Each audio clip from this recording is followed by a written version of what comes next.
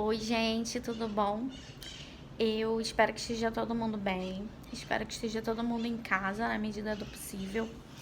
É, E hoje eu queria falar com vocês sobre um assunto que eu sempre trago aqui no Manarse, que é o brincar heurístico, ou na abordagem Pickler a gente também chama de brincar livre, que não deixa de ser um brincar investigativo, né? A criança, ela tá sendo um sujeito ativo, capaz de explorar esse ambiente e perceber o que tem nesse ambiente para ser aprendido, para ser internalizado, conceitos que ela vai tá conseguindo captar desses objetos.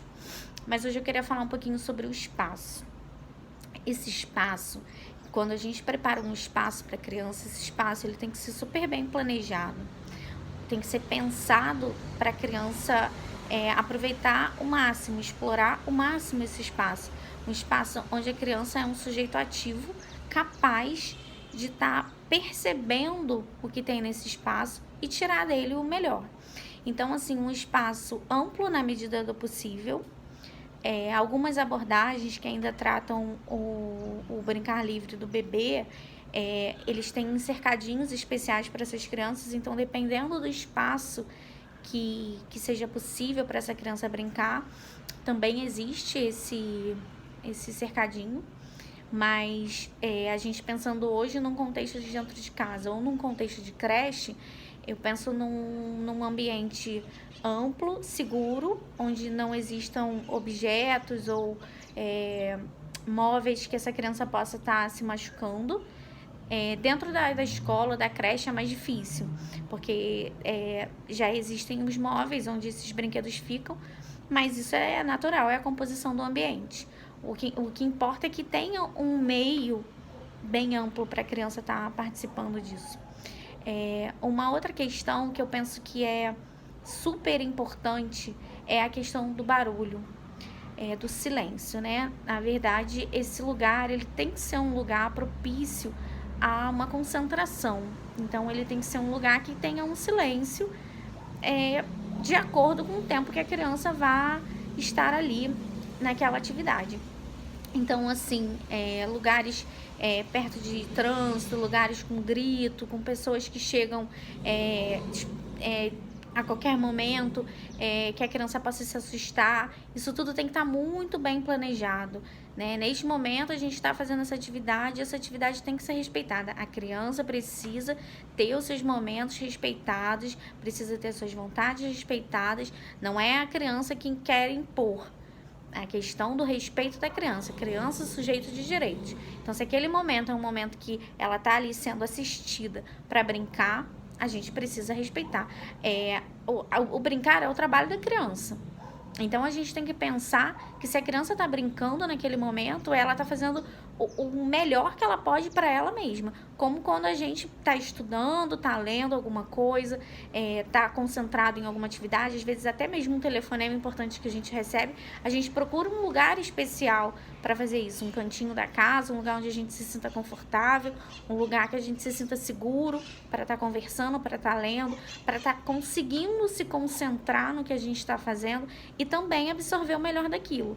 Então, a gente tem que levar isso também para a criança, olhar a criança como sujeito de direitos. Então, a gente já falou do espaço, que tem que ser um espaço, na medida do possível, amplo, seguro, um lugar silencioso, um lugar limpo, onde além do chão estar limpo, a gente também tem que pensar nos objetos que estão sendo usados, e esses objetos também têm que estar higienizados, principalmente no que a gente está vivendo hoje, mais ainda, né, do que a gente já fazia antes. E também, como a gente está falando de um espaço, que tipo de chão a gente vai é o mais indicado para esse processo? É um chão quente, a gente chama de chão quente. Um chão de madeira ou um chão de MDF que favoreça o deslocamento dessa criança, porque a criança vai estar usando todo o seu corpo nessa exploração desse espaço. Então, ela precisa de um espaço, de um chão que não desestimule ela a estar percorrendo esse espaço. Porque imagina colocar uma criança, principalmente um bebê, na abordagem Pickler, quando a criança começa no brincar livre, sem ser com as mãos, né, no brincar já com outros objetos, ela fica de costas, né, até ela conseguir fazer os movimentos de rolagem, que são os primeiros movimentos laterais.